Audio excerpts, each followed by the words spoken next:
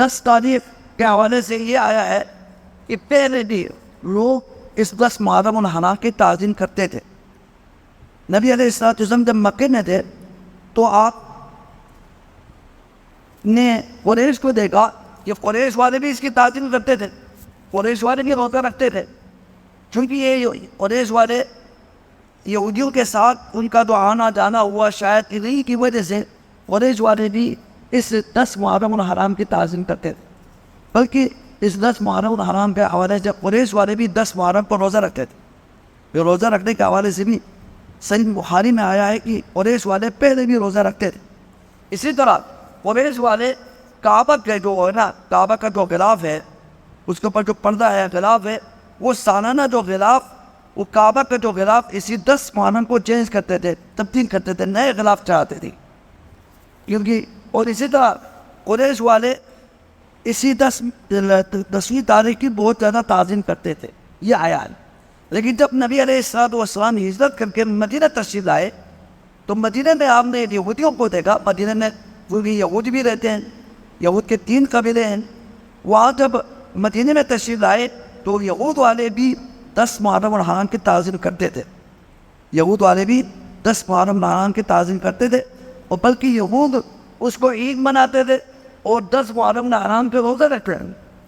اور یہود اسی 10 محرم الحرام کے دن اپنے عورتوں کو یعنی ان کے زیورات پہناتے تھے, اور ان کو جو نا نئے کپڑے پہناتے تھے, عید بھی مناتے تھے, اور اسی دن تمام یہود روزہ رکھتے تھے.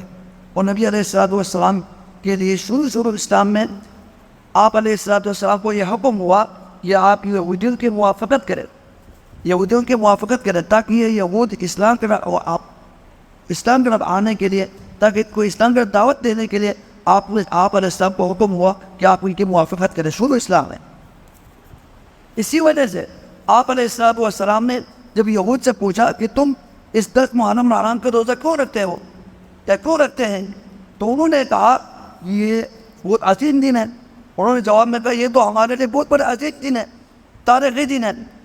اسی دن 10 محرم کو عاشورہ کے دن اللہ سبحانہ و تعالیٰ نے بنو اسرائیل کو نجات دی, حضرت موسیٰ علیہ السلام کو نجات دی, اور ان کے جو دشمن ہیں فرعون ہے اور آل فرعون ہے, کنعان کے تو قوم ہیں, ان سب کو غرق کر دیا تھا.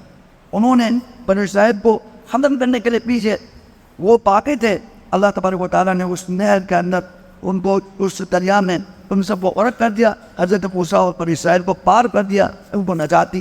اس لیے ہم شکرانے میں اپنے اس تاریخ کے یاد تازہ کرتے ہوئے ہم عاشورہ کے دن ہم روزہ رکھتے ہیں.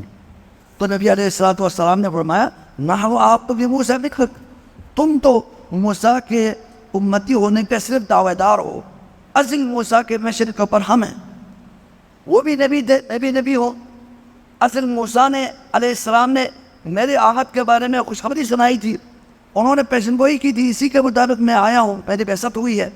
تو موسیٰ علیہ السلام کے حوالے سے نہیں زیادہ حقدار ہوں, اس کے پیروی کرنے کے زیادہ حقدار. تو نبی علیہ السلام نے بھی موسیٰ علیہ السلام کے نجات کی وجہ سے فرمایا کہ ہم بھی روزہ رکھیں گے.